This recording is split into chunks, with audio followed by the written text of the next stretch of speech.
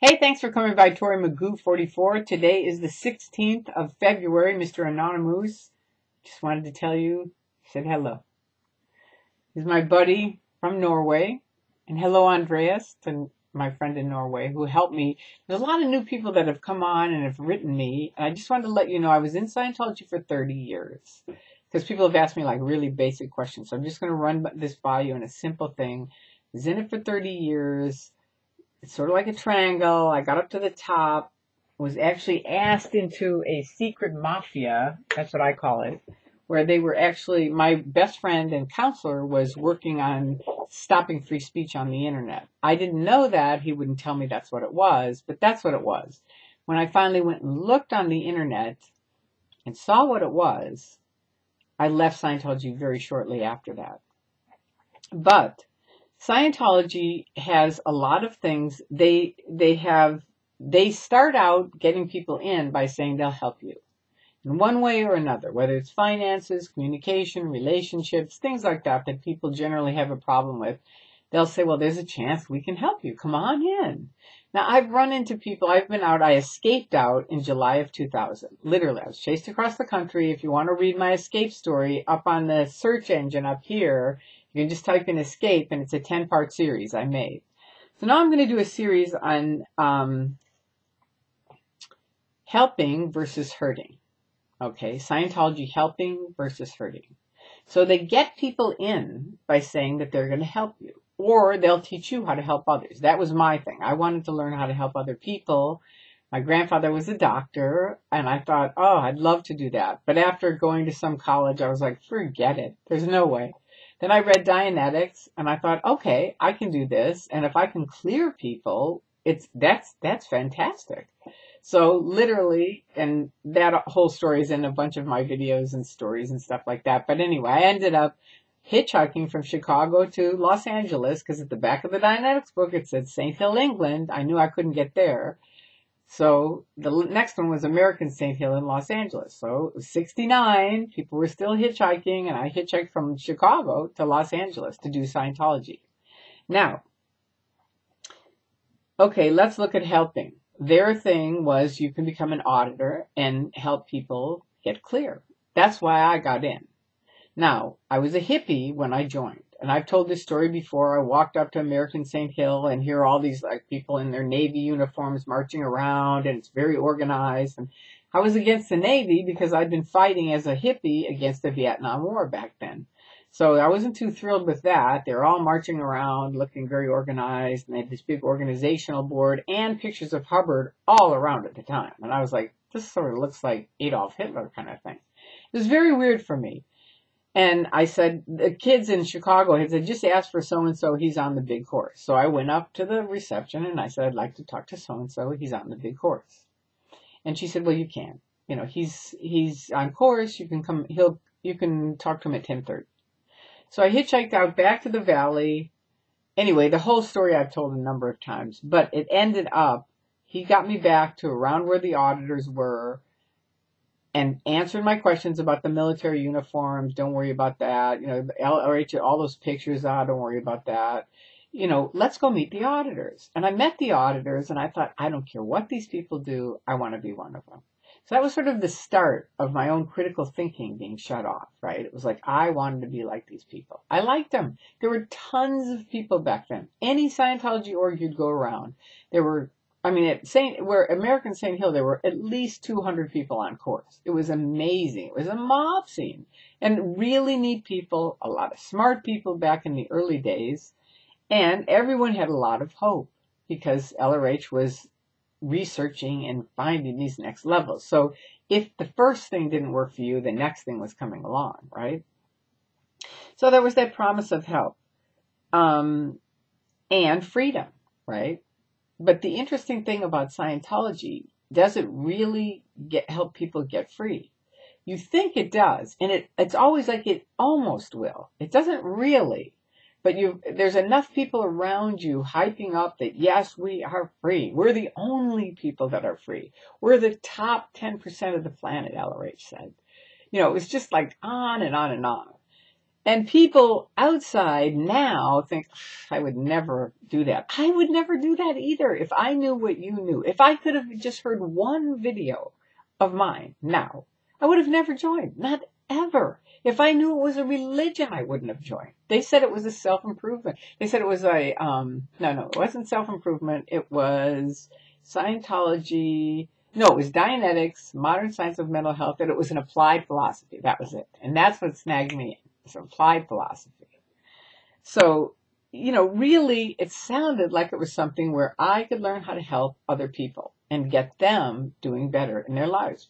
Who could be against that? Now, remember, back then, there was no internet. So you have to keep that in mind.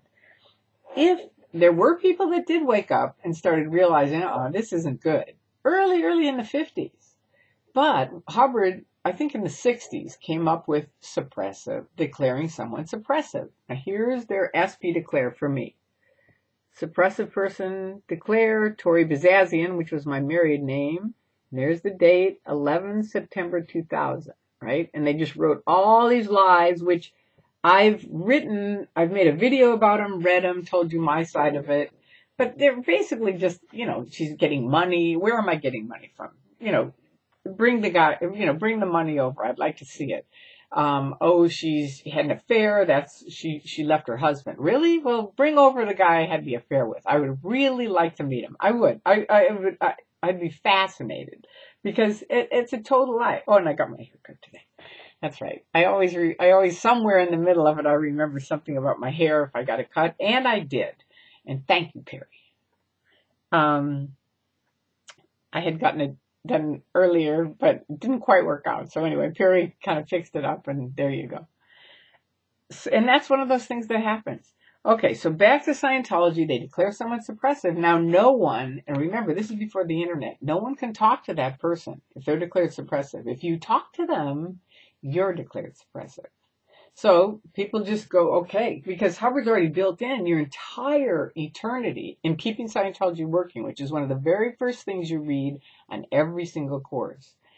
The very, very first thing that you read over and over and over is, you have to know the truth, you know the text, know it's correct, blah, blah, blah. Basically, it's like Hubbard's way or no way. Now, again, you can say, well, I wouldn't do that. Well, I wouldn't do it either now, but back then it sounded pretty good. It was like, okay, I'll move along with it because I want the end result, which is freedom, right? Now, does the Church of Scientology really help people get free? No, they don't. There are people that are in there, like my analogy when I left, when I escaped out and literally got across the country, which they chased me all the way across the country. The Tampa police at 1:45 in the morning helped me get out of the Tampa airport with Scientologists there screaming at me, and Stacy, Bob, and Jesse, these big bad SPs, were there to help me. And they had called the police saying she's escaping out of a cult. We're going to need your help. And they did. They stand back. She has to decide who she's going to go with. And I did. I picked them and we left. That was the very, very beginning of it. But it's one of those things where is it really freedom when I decide I'm going to go meet these people? That was all I decided. I didn't announce it. I didn't say anything. I even called Stacy and said, I'm not going to talk. I'm not going to pick it. I'm not going to say a thing. I'm just leaving under the radar, right? And she said, okay. I go to LAX and my van is canceled. That was the first time in 30 years. Now, they had sent me out a lot of times to handle the critics. Right? And the critics would tell me all these facts about L. Ron Hubbard and this and that, the Church of Scientology. And it's like, I call it plexiglass, where you can say it, but it just bounces off, right? And I was like, no, I don't think so. I just didn't believe it. I really didn't. But when that van was canceled, that was the very first time. If you think of all black, like this chair, and a pinhole with light coming through it, that was it. That was the light. I was like, oh my God, they do what all these critics have said. All these years, critics have been telling me these things. And I've been just like, no. They do. And then I got to the airport, the plane was canceled, and then the vice president came up to me and said, we know where you're going and you're not going there. And they had said, bring a phone. So I pick up my phone and I said, Stacy, the vice president is here. She put Jesse on it. Jesse walked me through getting another ticket, getting onto the airplane. Anyway, they chased me across the country. I finally get out. But if that's freedom, please. You know, and if you haven't read Lawrence Wright's book, it is a great book, Going Clear. It's a really great book. It just came out, and he really, really explains in great detail how this kind of thing can happen, because it's almost like unbelievable. It's like, how could this possibly happen? How could people get so tricked into something? But it's like any kind of abuse where, you know, someone's mean to you, and then they're nice to you. And then they're mean to you, and then they're nice to you. And it's sort of like every time you fall for it, you're like, well, maybe they've really changed. No, they haven't. They haven't. And the way you can tell, and this is the way you can tell regarding someone helping you or someone hurting you. How can you tell? It's how you feel. It's in your heart. If you walk away from anybody and you feel crummy, that person isn't helping you. It doesn't matter if they tell you that you need them, they're helping you, your way, their way is the only way. You know, all these things Scientology had. You know, the bridge to total freedom is the only route out. You know, it's the only way out. Out of what? You know, that was part of my waking up. It was like, how many people did I know that were brilliant people, artists, musicians, scientists, humanitarians, none who were Scientologists. Not one. Not one.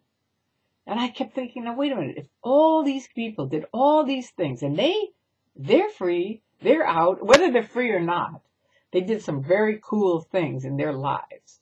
And I looked at Scientologists and how much they had accomplished, self-included, wasn't a whole lot, really, as compared to Michelangelo, compared to the Rolling Stones, compared to the Beatles, compared to, you know, just like think of anybody that you can think of, Martin Luther King, John F. Kennedy, and these are just people in my lifetime, you know what I mean? But you think of Einstein, you know, just incredible people, Thomas Edison, people that just, it goes on and on and on, and none of them were Scientologists at all, not even a little bit.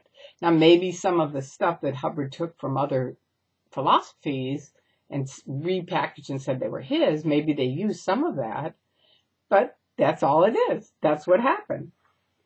So anyway, this is part 1 of my series on helping or hurting regarding Scientology. Which is it?